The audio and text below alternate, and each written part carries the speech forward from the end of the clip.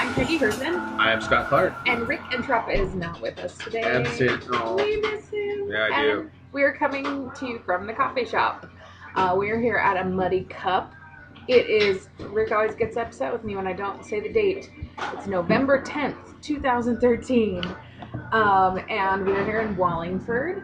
And we have a special guest with us today. Would you like to introduce him, Scott? Yeah, it's his name is Robert Spenden, and he is my dad. Yay! Hello, everybody.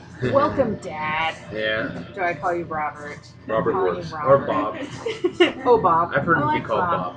Right on. Bob. I like that as What a about nickname. Bob? What about Bob? I'm here too. Keegan is also here. Yeah, He Keegan. has not yet decided whether he would like to speak or not. I'm talking now. Keegan is the grandchild. It's Yeah. true. Or son. Whichever Son way you look at it. Or son of friend. Yeah, son of He has friend. many relationships. That's almost a And- bad word. You son of friend And he's drinking cocoa. And I'm alive. in an adorable cup. Live. So we're at a muddy cup. Muddy cup. Muddy cup. Muddy And cup. so we've been talking to baristas and owners, Matt and Sarah, Yeah. and they were telling us that they use Cafe Feminino coffee, and they roast it themselves, which sounds crazy to me. Yeah. And why it would, is the bomb. it is really It's good. really good, actually. The like, cocoa tastes good. Does It's really it? smooth. It doesn't have any acidic tones at all. It's very, very drinkable. I wonder if that's because they roast it themselves. Because Yeah, I just got the straight up brewed coffee, like no bells and whistles, and it's like really, really good. Yeah, very yeah, like nice. my dad said, doesn't have the acidic backbite that most coffee does have. Highly recommended. Yeah, Yes, indeed. Yeah. good to And last. she said she made the chocolate syrup too. I know. Yeah, so So that's why your it's, cocoa. it's delicious. This person also crochets. It's true. And she's making cat toys currently. Cat toys. I feel like they're called rats. There's nature's cat toys. Yeah, Um, nice pieces. I've been knitting a lot lately because it's almost Christmas time, and I do this weird thing where it's like, I'm gonna knit some stuff, and then I don't ever finish it by Christmas. That's What do you I'm start doing right knitting? now. Like a scarf? No, I knit a hat that I think is almost done, and I think Is it the actually same will give hat it you've been away. knitting for how many No. Christmas, or is it different hats? Brand new hat, Right. I want a hat. and I'm knitting a cowl that I probably will just keep for myself. That's Want a like hat? a cowl, like a muzzle, like Yes, a okay. muzzle. No. No. It's like a scarf, but it's just a ring. It's like Okay. the top half of a turtleneck, but Okay. separate, so you just pull it over your head. Okay. I like them because you don't have to mess with, like, So neck warmer? scarves. Exactly. Okay. Like, tying scarves, that whole nonsense. You just pull it over your head and move on with life. Yeah. Yes. That is what I'm making. It's nice and cozy and keeps your neck warm. Theoretically, yes.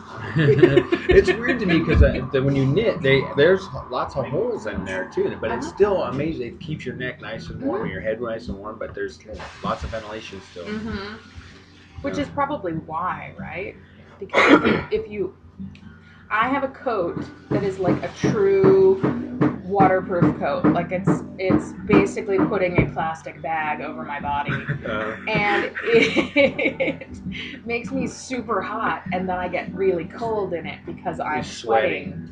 Yeah. And then the sweat makes me cold. Uh. So I wonder if it was more breathable if it would actually be It warm. probably would keep you warmer. Yeah, because I have a down coat, and that's So when you knit something for a holiday or something and you don't finish it, do you finish it later on, or does it just go in a box in a corner and be you push it out of your mind? By your facial I'm taking expression, that that as a means no. no. depends Yeah. on what it is. If it's really good yarn, You take it back apart. yeah, I take it apart. If I'm making it for someone else, but I don't want it, then I take it apart and use the yarn for something that I then want.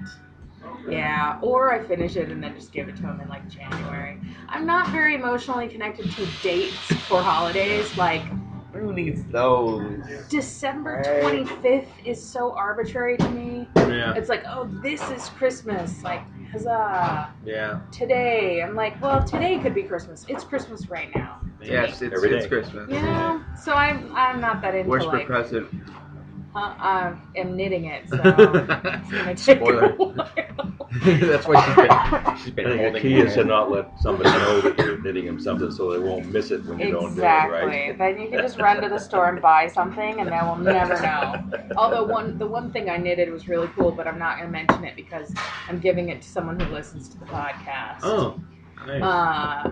But You're thousands of You people can tell desire me. it. You just went, well, was I'm it like, me? ooh, Peggy's knitting me something. Now my mom's gonna think it's not my mom. Mom, I'm not knitting you anything. It's not you. Even though my mom will just tell me like what she wants. She's like, so red and black and white and a purse.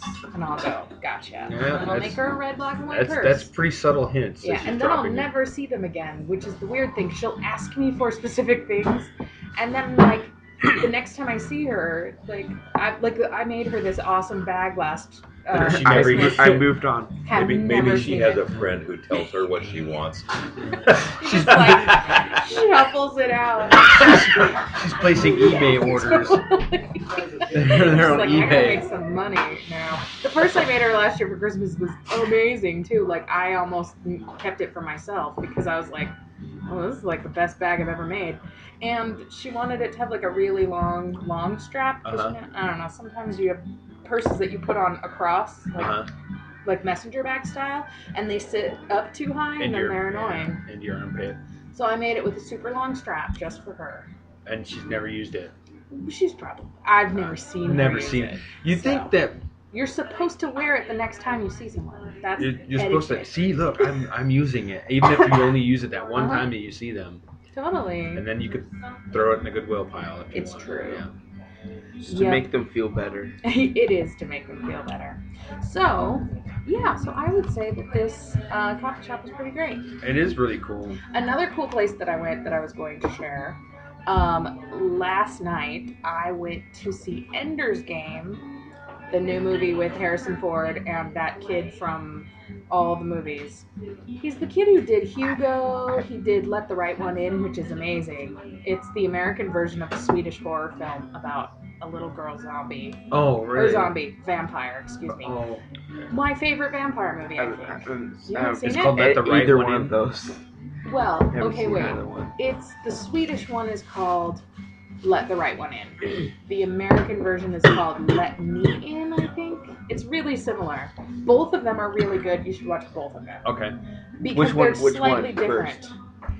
The American version. And then see how it measures up to the Swedish version. Yeah, they're very similar, but there's good things about each of them. It's like one of the best like true thrillers Now, in are- the last few years. This is America. Are Like, we not running out of? horror, Are we running out of thriller. ideas? Because we seem to recycle quite a bit Yes. No. of. All the time. I'm gonna go on my thing. Okay. It's movies are economics. Oh, and yeah, so right. people will only go to the movie theater when it's this huge blockbuster, which is like Harry Potter 12. Right. If people went to the movie theater for smaller, more interesting, like unique idea movies, then more of them would get made. Made. Yeah. Yeah. And, Agreed. but as it stands now, the smaller movies get made on the indie circuit, and then usually they're like in the movie theater for a second, and then they go to video, and then everybody sees them and is like, oh, this is a great movie. Then they become like cult Yeah. classics. Yeah. But Well, you have the small niche theaters that do just those. Mhm. They'll do those, and then the old movies, Mhm. and you know, with the Which the those. hoity-toity crowd or whatever Right. they are, they'll go there and see all of them. Totally, which is like SIFF or the Northwest Film Forum. But the Cinerama, interestingly, does both the big blockbusters and the like classic. Explain what the center I am. is. I'm in the middle of it. Right. I'm working on it. They do like they're doing Ender's Game right now. It's downtown Seattle. It's in Belltown actually. Paul Allen bought an old Cinerama style theater, which was like the it's a special kind of projection where they project three rows of film on a giant screen. It's like Lawrence of Arabia was shown in Cinerama. And it was Okay. like this. It's kind of like the Super IMAX 3D. of the 70s. Okay. And so anyway, so now they show it's one giant screen with like really great seats, and it's like it's all kind of late 70s, early 80s motifs. Like in the lobby, everything's chrome and has like they have these two cases with classic movie costumes, like unoriginal Batman, Oh, okay. unoriginal Star Trek.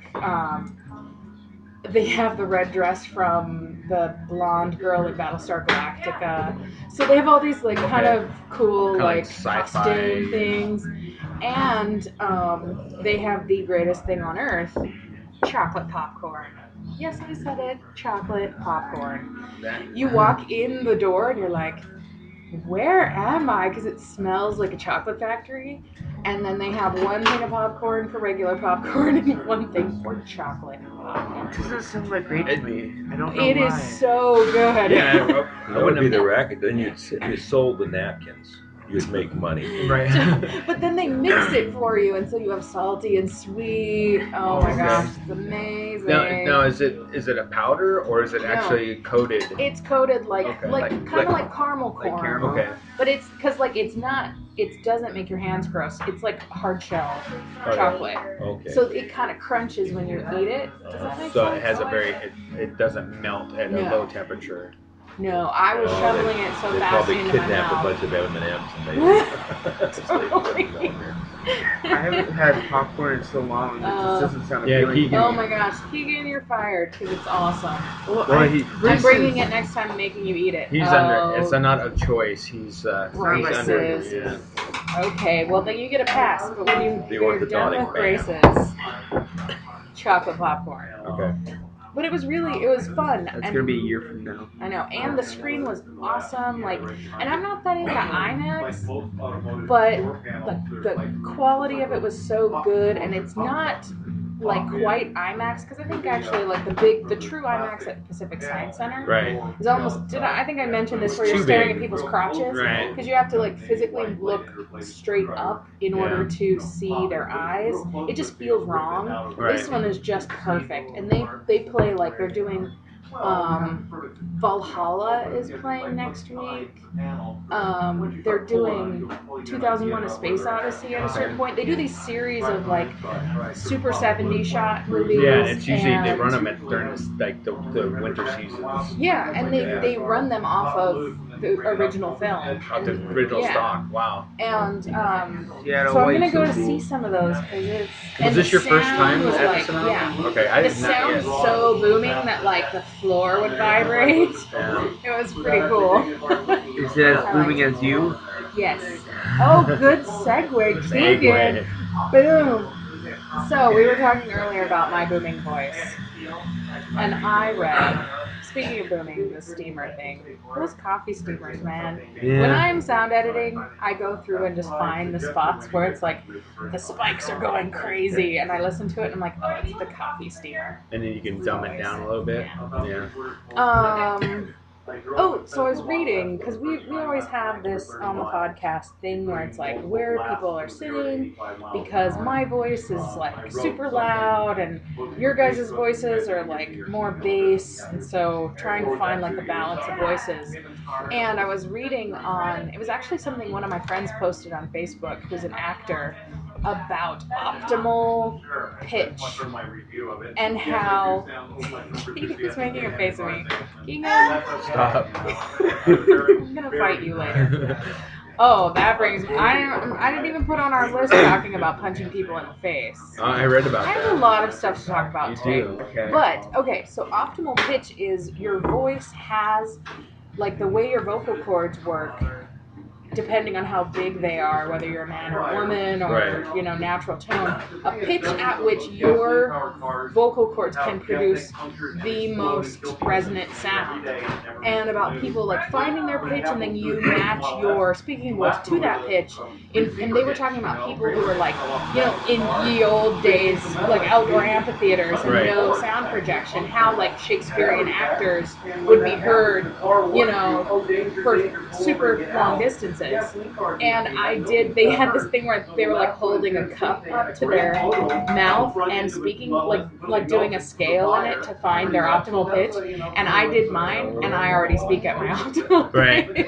There you go. Because it has to do also with the shape of your head and your larynx and all that, and how you use your diaphragm, and you have to desire, unless you're trained in it, you have to want to project, and you can change that. I can talk very softly and talk to you like this, or I can say, "Hey Scott, how's it going?" Or I can speak to the whole room, Right. and it's just a different mode. I worked with a guy who went to school for radio, and they trained him to talk from the back of their neck. And radio. Yeah. Well, and that's, I think, because on radio you have a microphone right up here, and so you want like the richest, most resonant sound that you can get, because you're not necessarily speaking to be heard from a distance. You're speaking to someone with a dial who can make you as loud as you want. Right. So you get those like the Mr. Movie Phone voice, where it's like super resonant and rich and chocolatey. Mr. Movie Phone. Isn't that the Have voice? you ever heard somebody speaking on the what I was- radio and they keep their voice going like this? They don't let their voice stop between words and sentences and so forth. And it's because in the early days of radio, in order to continue to have the electronics transmit, it had to have a signal or it would drop off. And so they had to keep a constant voice, and so hear people that started on that, you could tell because that's how they speak on the radio. That is really interesting. Trivia point number 1. I love that, classically trained speaker. Like, have you guys seen the movie The King's Speech? No. Oh, you I know. watch I know it. It's it. on I- Netflix. It's an Isn't that excellent- We great? don't have Excellent Netflix movie. anymore. You know what? I'm gonna fight both of you. I'll give you my login so you can, and the list of movies. We don't have internet. You don't He have has the internet? internet. I He has have- the Well, they internet. reference that okay. movie in a commercial now. Yeah, they do. You get the kid that's got Oh my problems gosh. speaking, and then I think is it a search engine, some kind Yeah, because he's of. trying I'm not to going to mention learn. the It's like name a of the search baby. engine. Yeah, he's really nervous yeah, about he's working on public And speaking. then when that works, he puts in How to talk to a the girl. search engine how to get a date, how to That date a is a girl. really cute commercial. Yeah. Yeah, no, it's really great, and it's the Jeffrey Rush character in that movie is the quintessential like classically trained actor's voice, and I feel like we're losing it in our culture because it's just not important anymore. But I love it. Like I love the Ian McKellen actor voice. Yeah. Or have you guys seen the commercial where it's James Earl Jones and oh my gosh, the name of the other actor is totally escaping me. Where they're friended on. Yeah, Facebook. they're reading people's Facebook statuses. They're like, You are now so and so's friend. totally, James has friended you. You are now friends with James. And they're doing it like in tuxedos on stage. It's so good. Well, one of the things that's been lost or is being lost in our society now, and I think it's part of the social media has to do with it, is enunciation. Because people slur their words, they shorten their words, Yeah. they do abbreviations. LOL. OMG. That's so funny. Yeah. And people's attention span is not what it could be. You know, if you don't have your whole thought out in what is it, a Twitter length, you're down the road, and then the history is gone. It's like, You've well, already we spoke exhausted about your that. That's so 140 last- words. That's so Totally. last hour. Well, and in entertainment, there used to be like, they go through phases of styles of like visual, like plays and Keegan is not going to stop making weird faces at me. You're not allowed to sit across Where's the from me duct tape? anymore. But making like styles where it is more presentational Right. and like addressing the audience and having it feel like a play or a movie versus having it feel real and so I think that the style now is just so much more if somebody was speaking in a way that didn't feel natural, audiences kind of look at it like what are they like, this doesn't feel real to me. Right. It feels very presentational, but the style of like plays from like I just saw a play this week, Rope, which is based on the play that also the movie Rope by Alfred Hitchcock was based on. How was it? Was it really good? It was really good. Yeah. One of my good friends from community college that I did a billion plays with back in the day is the main character, and he is like so fantastic. And it's really creepy, but it's this like early 1900s style, because I think that it happened in like the 1920s, where this gay couple kills one of their classmates. It's based on a true story. Oh, okay. They just murder someone because one of the guys in the relationship thinks that it would be interesting to try to kill someone, because as like a thought experiment, like a philosophical, like what life is about and whether life has value. Yeah, it does sound very It's a familiar. super famous both crime and movie. I think I might have read the book when I was in high school. Yeah, I think there's a That's book. why I found. I don't know. Well, it's Alfred Hitchcock probably is a book. Too. Probably. But the play... Or a short story. Yeah. I think it's based on a play, though. That's why I don't know if there's a book or not. But it was a real thing that happened. Anyway, I forget why. Oh, I remember why I was talking about it. They speak in a very presentational style. Like, the whole first half of the play is, like, formal introductions, and it's this very, like, stiff cultural, like, they're in society, and so they speak in a very specific way, and they make jokes in this very, like, tongue-in-cheek, like, almost misdirection way. Okay. And I was talking to my friend who's in the play, and he was saying that, like, people aren't so wild about it.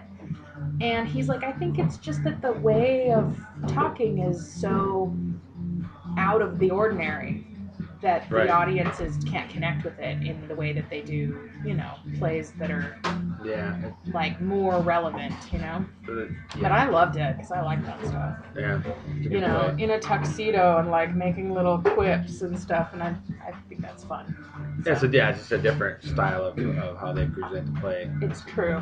Well, the conversational tone doesn't work from the stage. So you have to be able to project. Mm-hmm. It could be pulled off with people who really have some tight skills. Mm-hmm. But in general, Yeah. you have to be projecting It's true. a good amount of energy to get off the stage. But nowadays they have the little your little microphone microphones and earpiece, and so they can be they can whisper or whatever, and it comes out into the speakers. Yeah, so for sure. they're losing that as well. It's true. Find that in some of the modern singers too. They don't know how to project. For sure. Without a microphone, people go, "What's that noise?" Right. Yeah, or that's auto-tune. totally true. Auto-tune, they don't know. Auto-tune. Some of them you can really tell, It because should some be a of felony them, to use that stuff. to me, like, I'll hear some singers and it's not super obvious, but there's others, and the one that's, to me, is Miley Cyrus. Her voice to me sounds like someone's in the back turning the volume up and then turning the volume down when she's supposed to get quieter, because the quality of her voice is so the same the whole. Because I kind of like some of her songs, but she doesn't have great vocal pipes, you know, like and it's kind of too bad, because most of the Disney stars have like singing voices, because they're actually like the Disney system. They train, like even like a Britney Spears, even though she's like a fluffy thing, like her voice is really well trained, you know. But anyway, it's interesting.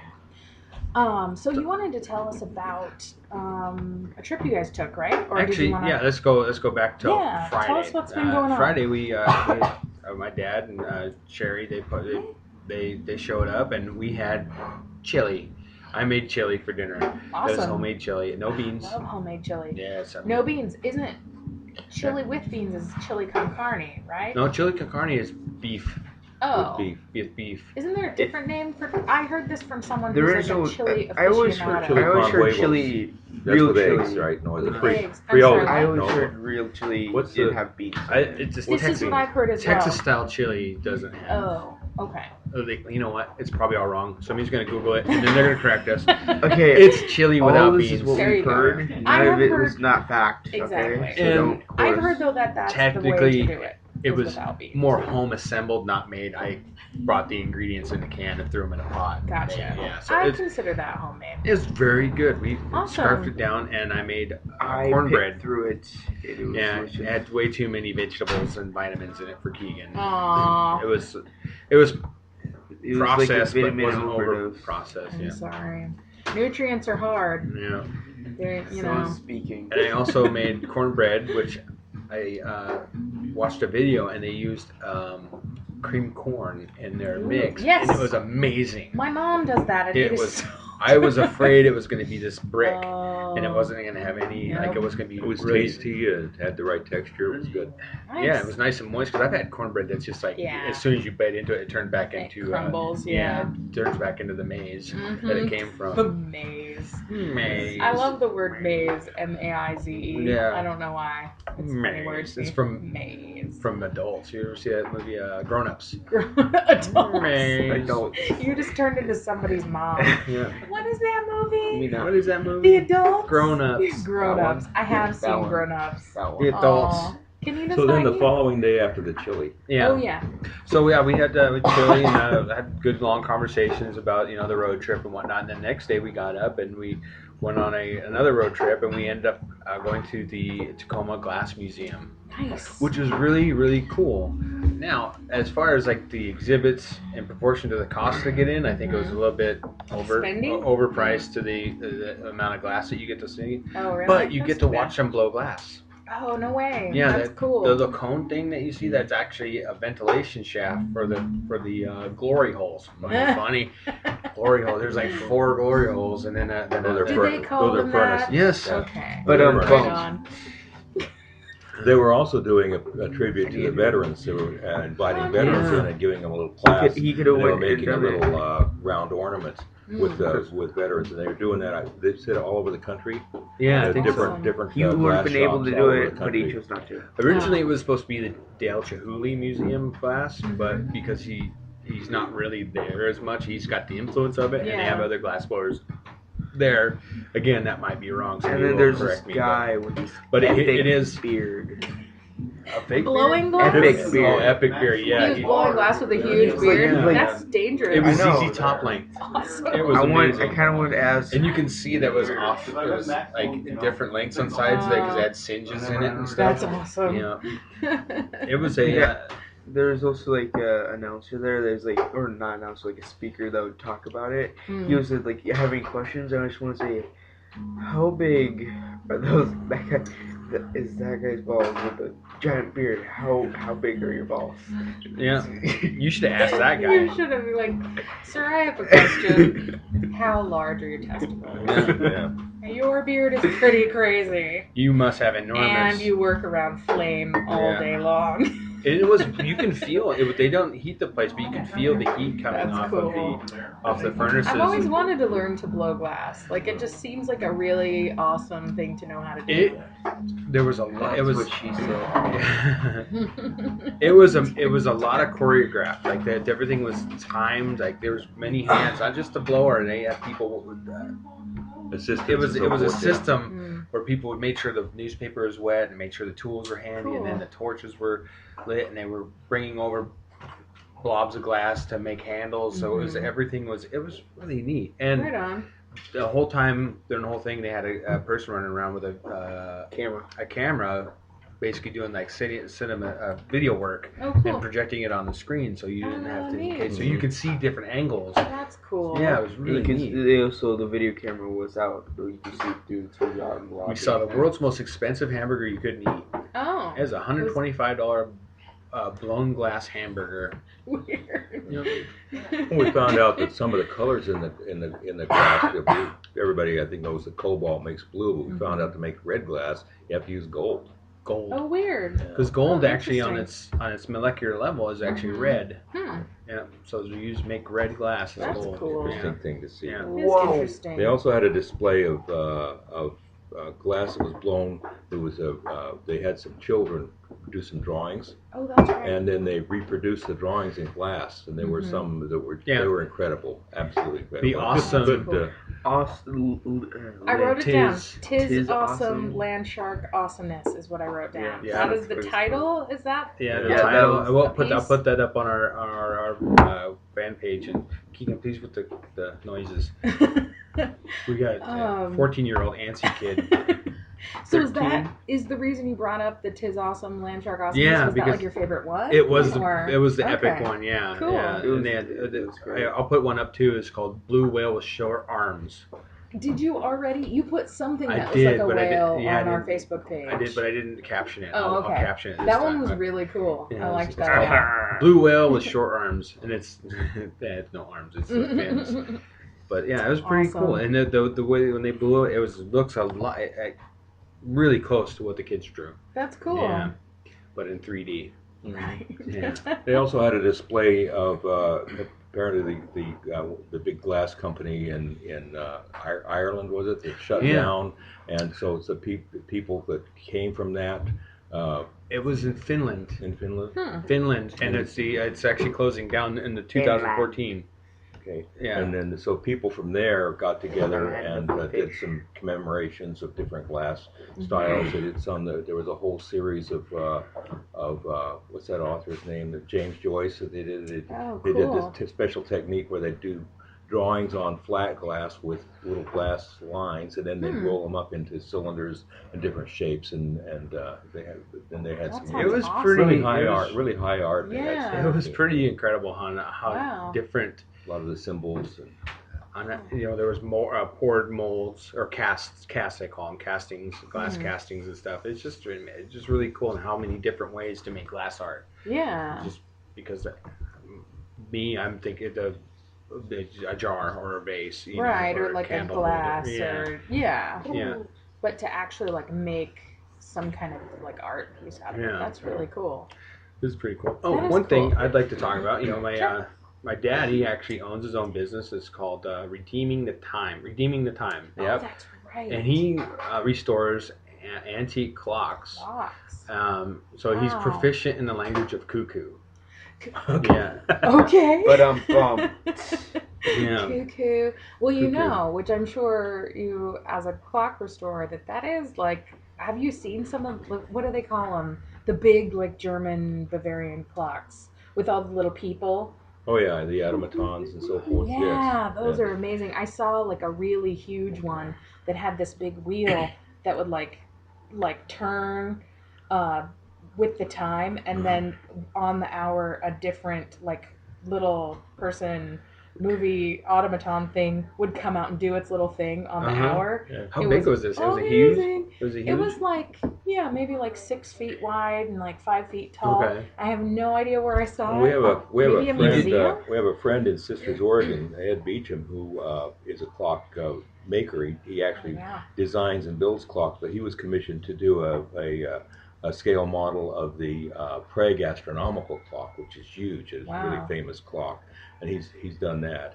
And then in the National Association of Watch and Clock Collectors, which I'm a member, back in Columbia, Pennsylvania, they've got a clock that it's a huge, like takes up half a room, and it has automatons, and they're all very symbolic. There's the devil, and then there's Jesus, and there's the apostles, and then there's skeletons that come out, and there's different different times of the day and different times of the month, the different planetary aspects show up, and different religious figures and so forth. It's so amazing cool. that people have done. Yeah, that just because with everything's clockworks. gear driven and timed and.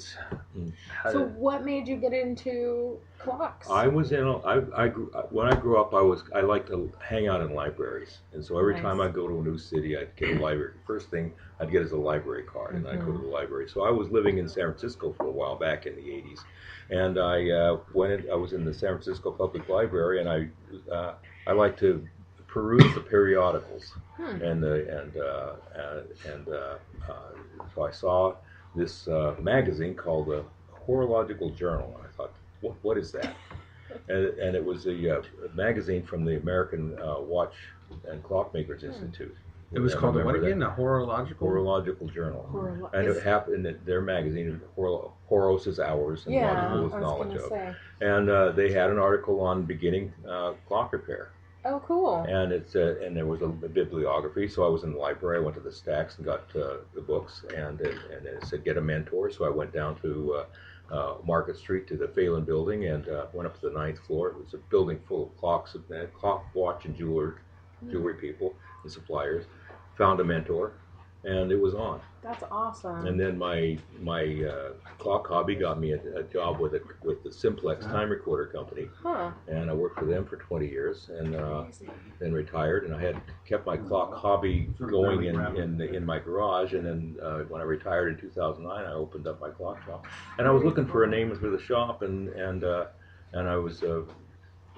Found in the Bible, St. Paul said, "Redeem the time, for the days are evil," and I thought redeeming the time would be a good name for a clock shop. Totally. So the local paper did a new business quarter page on me in their new businesses section. Nice. And in like 4 days, I took in 6 months worth of work, and I've been behind ever since. And I work only on mechanical clocks, wind up or weight driven, no quartz, no plug-in electrics, none. That's But awesome. I am one of the few that still do cuckoo clocks. Yeah, that's so cool. Well, and it's interesting too, like, we're in this sort of in-between phase where I'm sure people from around the country will, I don't know if they already are being drawn toward you, will eventually, because the people who do that kind of work is probably shrinking. It's a shrinking niche. Yeah. But there are people that take care of mechanical clock. There was a story recently that during the shutdown that the Senate chamber clock wasn't wound because there's the guy that wound it was considered non-essential. Well, we don't know if you don't wind the clocks, the wind-up clocks, they stop running. Yeah, totally. I love those old, like the antique clocks are just so beautiful to me. Like, I think it's almost like pianos. I think of them on the same level of like really interesting craftsmanship and because cool. A lot of these thought like that trade that you're doing, that it's it started off as a hobby, but because it's such a shrinking market, there's really not where you can learn how to do it. Have you ever thought about taking on an apprentice? I've had a couple people that were interested, but they didn't have what it takes. Yeah. They didn't want it. One guy didn't want to listen to what I told him, and another guy started and then got interested in something else and moved on. Yeah. I've got a young fellow that's 14 who's going to come in next week for an interview. Okay. But you have to have the desire, and if somebody comes in the door and wants me to teach them everything, I expect them to have been interested already and done some research on their own, and they come to me. Like when I went to my mentor, I had already read some books, and I knew the language, I knew what I was looking for, and he knew that I had the interest because I knew his art, some about his art and craft, and he would. So this person that's coming in for the interview, how did he find out? Did you post an ad, or No, is this all word of mouth? I've got an association that I'm a member of, Okay. so a member of that association called me and asked me. Yeah. Oh, is that it right there? Yeah. Nice. He showed it. For those so of you cool. can't see it, he showed his shirt. His T-shirt. Yeah, of it said the membership. Yeah. And I think that, I have the disease of, oh, this is so cool, I want to learn all about this, and then I go, oh, but then this other thing is so cool, and like run over in the other direction and run back, and I can empathize, because something like clock repair, I really like fine handwork, like beading, jewelry making, stuff like that. Like I love making things. Like I have a tiny apartment, and about half of it is full of sewing stuff and knitting and beadwork and all these kinds of things that I like to do. And so something like, I'm like, oh, clock making or like clock repair it has that like kind of zen quality that I would find really interesting. And so it's one of those things like blowing glass where I go, man, I could really get into that. Yeah. But you have to find like the one part of it that really there's also the sticks with end you. Result too. It's like you have something physical. You can like he showed me several pictures of the state of a clock that's been brought in, and it looks fine to me, but he'll show he's showing me like where it's worn and it's really horrible, and I was like, oh. And then he shows me the repairs, and then at the end result, you can see the difference. It's just, you've taken something and pretty much remade it to where it's not exactly new, but it's a new functioning state. In horology, there's a sense of history. You have to know a lot of different crafts. You have to know metalworking, woodworking. You have to know the mechanics of the science of gears, how to and how to repair things in a way that's not outside of the historical value of the clock. Mm-hmm. The clock he's talking about is a Morbier clock, or Comtois clock, was made in France at the very beginning of the 1800s, 1803 to 1807 is what we've got to be on it. And the reason I know that is because there's certain features on the clock that changed at certain times in history. Yeah. And you look at and there are people who have done the research, and you can overlap their research and see where that clock was made. And also this particular clock, I learned something about the French Revolution in it, because it was the French were very sensitive about the French Revolution. Mm-hmm. After before the French Revolution, all the cords that hung weights on the clocks were white or gray. They were just white woven cord. After that, they had to be red. Huh. And this clock came in, and it was made after the Revolution, but had white cord on it. So one of my suppliers had advertised the red cord for the Morbiers. I ordered it, and it came up, and it arrived in burgundy. And so I'm on a Yahoo group with people all over the world with different clocksmiths. I just plugged the search engine, so sorry about that.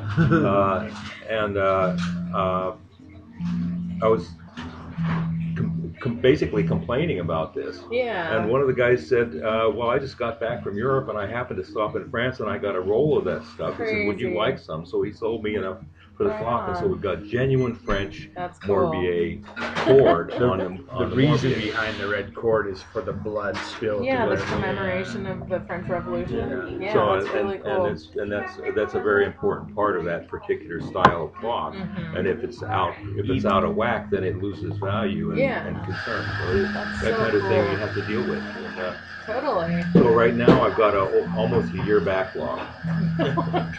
So That's a good problem to have. that's what you call right? job security. Yeah, no joke. That's so cool. That's also another thing I looked at too. He's not really on there's a time crunch, but it's time crunch. Get it? But he works. I'm retired. Yeah. But it also it's at the pace where it just takes it. He works at a pace where the clocks just need to be finished. There's not it's not a productivity schedule.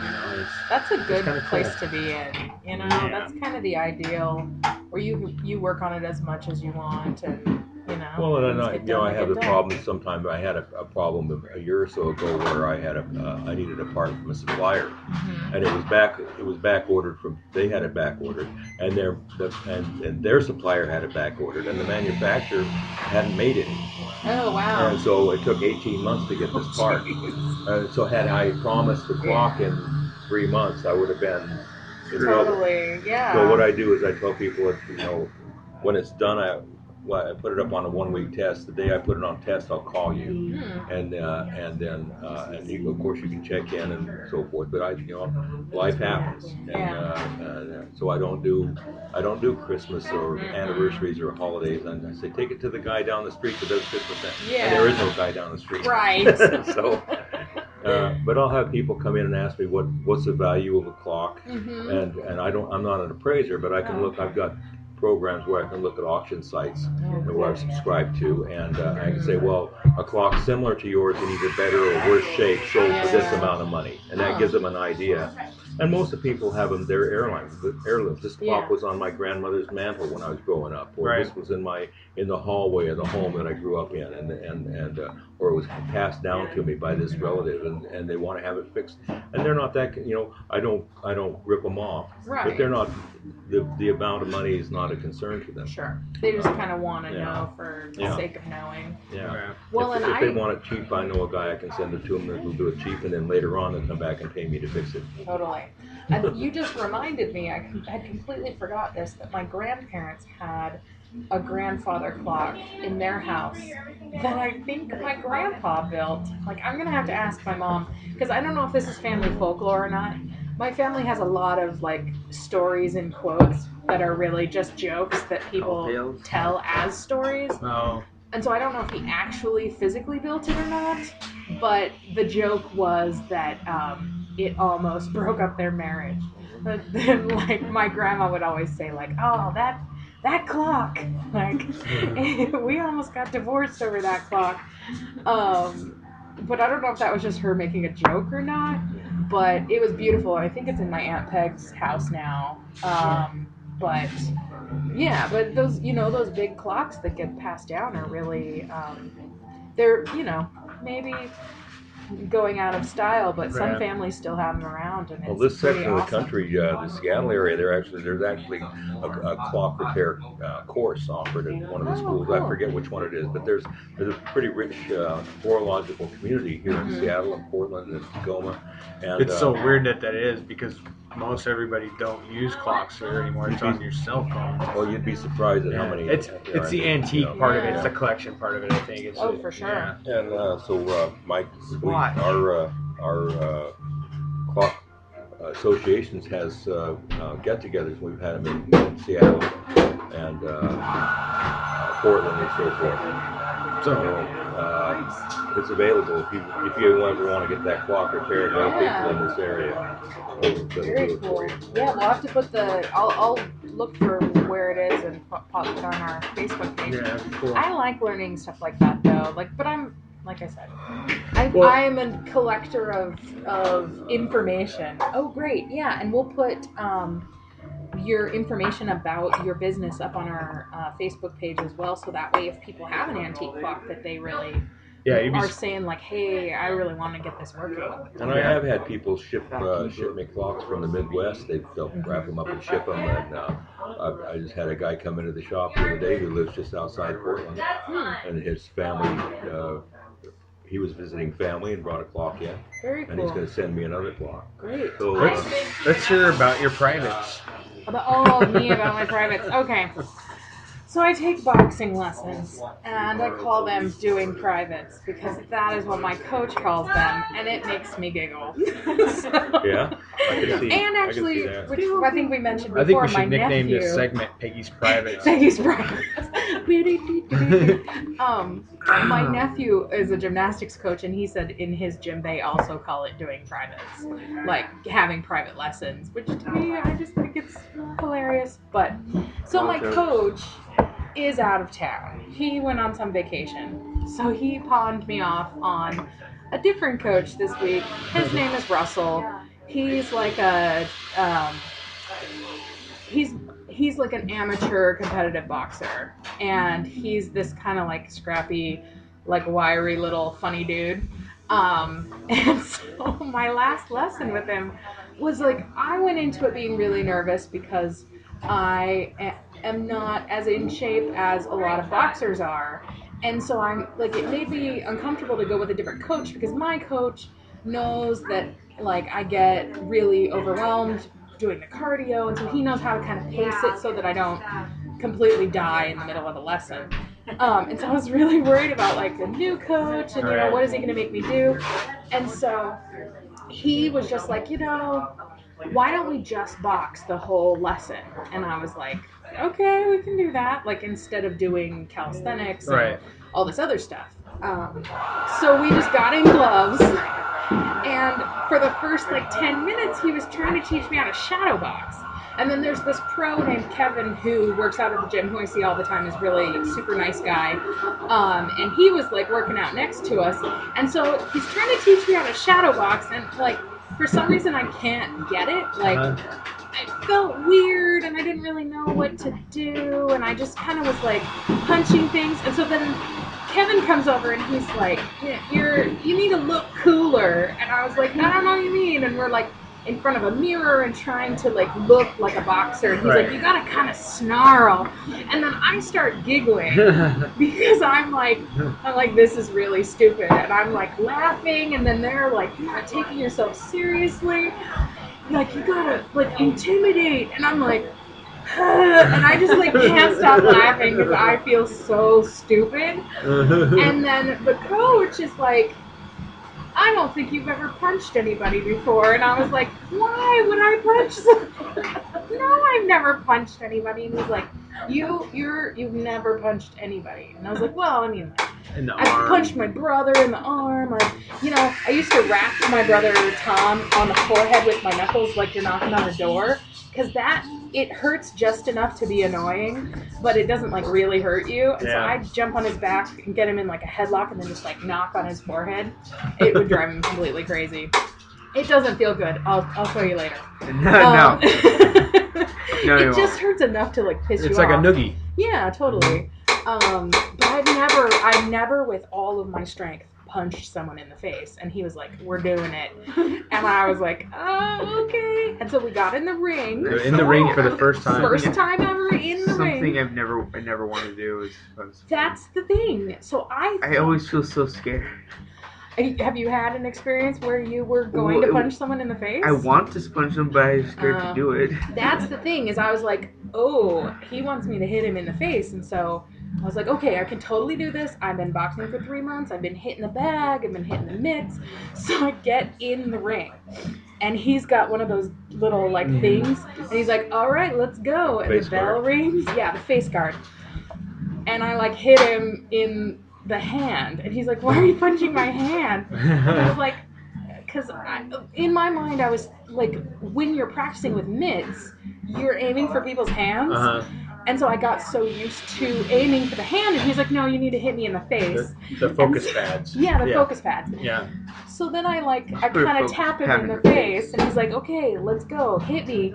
And I'm like, I completely froze, and then started giggling, and he was like, hit me in the face. And I kind of like touch his face, and he's like, no, throw a punch and hit me in the face. And I was like, I couldn't stop laughing, and like he was like, take yourself seriously, like hit me in the face. And I couldn't do it. I would throw a punch, and he was like blocking, like trying to get me to used to where to punch. And if I did like find the opening and get close to making contact with him, my arm would just involuntarily pull back, and he's like, why didn't you hit me? And I'm like, I don't know, I'm scared. And I could hit him in the side, but still like not very hard. And I completely like couldn't stop laughing. And then finally he was like, the bell rang, we had done 2 rounds, and he was like, all right, well, that's the end of the thing. And then I walked outside and like erupted in tears. Oh. Like, no, it was like so emotional, and I was like, I don't know like what was happening. I understand this completely. Do you? Yes. It was so unexpected to me. I actually, when I read your story, and the first thing that popped in my head, I was like, I pictured you in Raging Bull, and the guy going, come on, hit me, come on. Oh my gosh. Come on, what are you, my mother? It was really emotional, and I realized I was like, it was just such a weird thing, and it was like my instinct of like, oh, you're not supposed to hurt anybody, but a person going like, no, this is what we're here for, like, I want to fight you. That's why they call it boxing. Exactly. But the like instinct was so powerful that I couldn't intellectually overpower it, and like even like just standing there and he having his head out going, hit me in the face, and I'm like, I cannot make my arm do that. You need to get one of those slam mans and just kind of the ones with the torsos with the head. Yeah, but I think because I can hit the bags, and when he like to learn body shots, they have this thing they put over their torso, and you're hitting them in padding and stuff. That's not a problem. But it's when there's a person with eyes looking at you and it's a human, that is so difficult. That's probably why boxers, when they're outside the ring, they're so docile anyway, because they're able to switch. They actually call it the sweet science. Yeah. Huh. Yeah. How odd. Yeah. It's actually, there's a lot of thought and a lot of, oh my gosh, because you got to remember your feet, you got to remember how to stand and how to throw a punch, when to pull a punch, when to jab, when to move your head.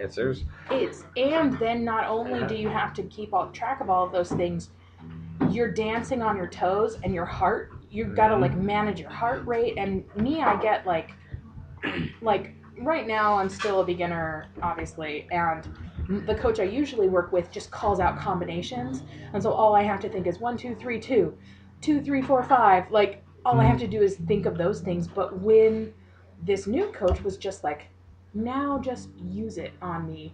Like I didn't even know what to do. I was like, my arms. Like I So if somebody had called out a combination, you probably nailed him in the feet. Tell me what to do.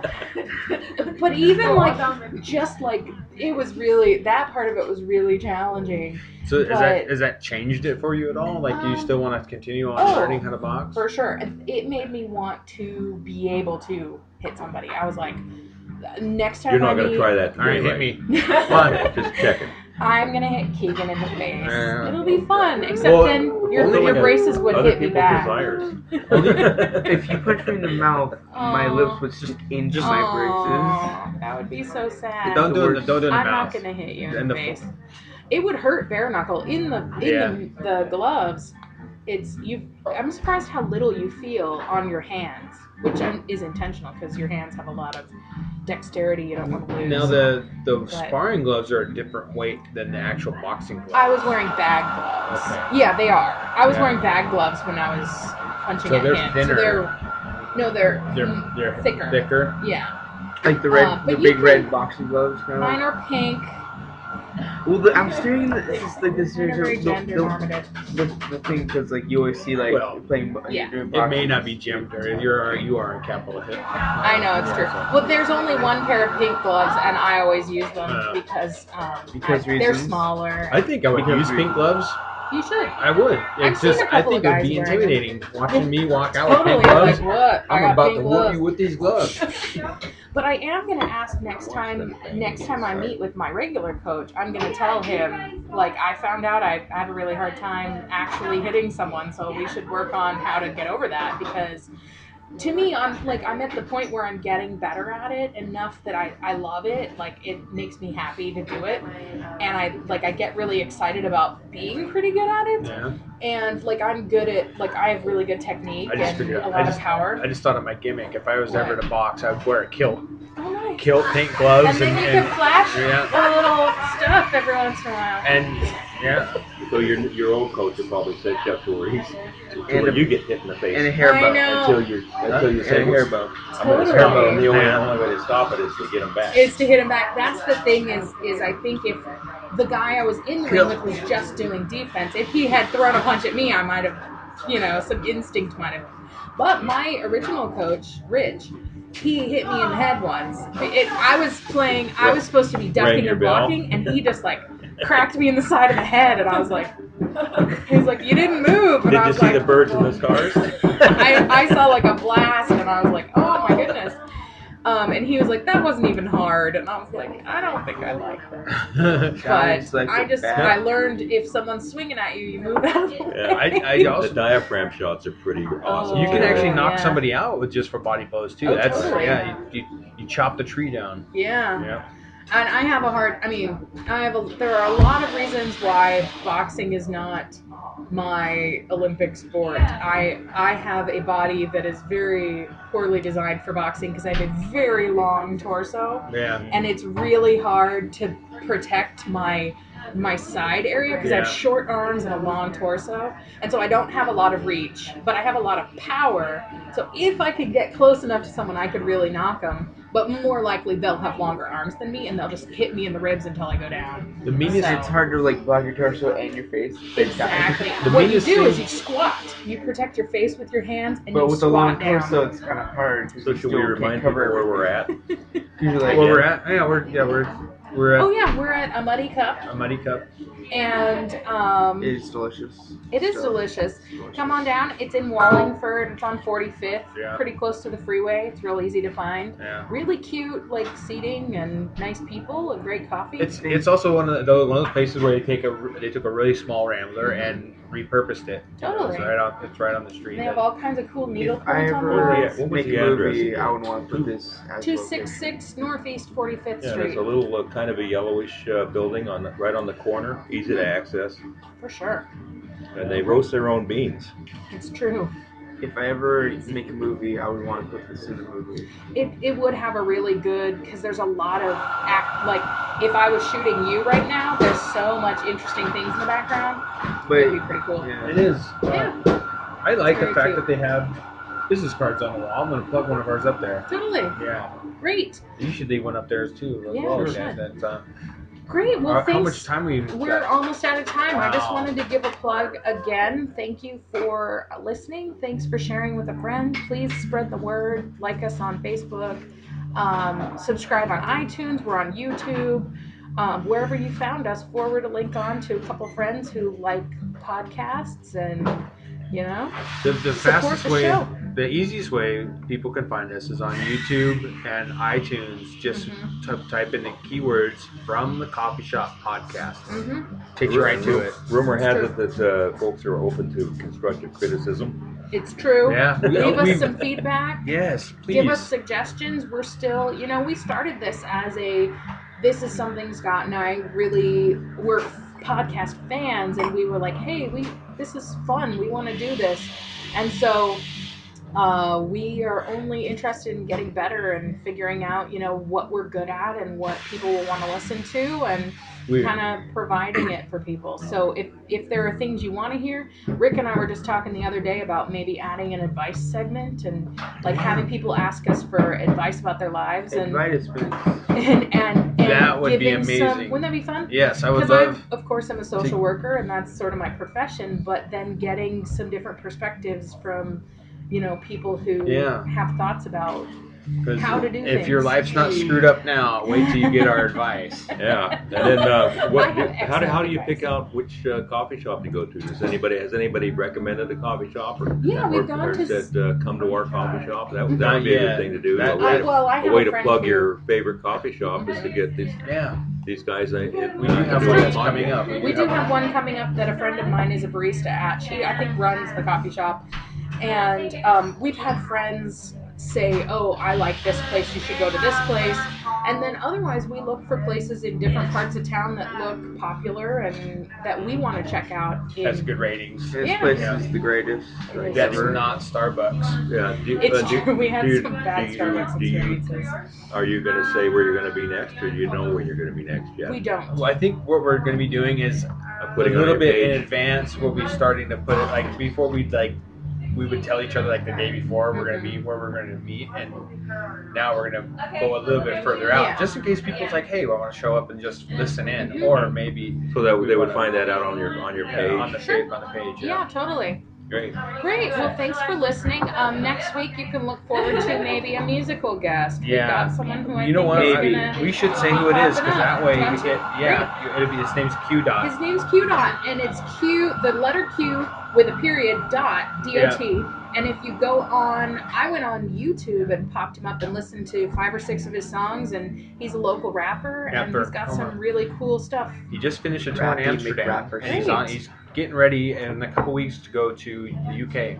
Cool. Yeah, so he's So check him out, and we'll have him on the podcast either next week or sometime maybe some soon. of his crew would like to come and listen to him. I think he's just a solo artist, but yeah, they're probably, if we find out if he does, make sure you let us know, because It's we true. need to find a place that's big enough. Yeah, it's true. Great. So thanks for listening, and we will see you next week. Bye-bye. Yeah, you guys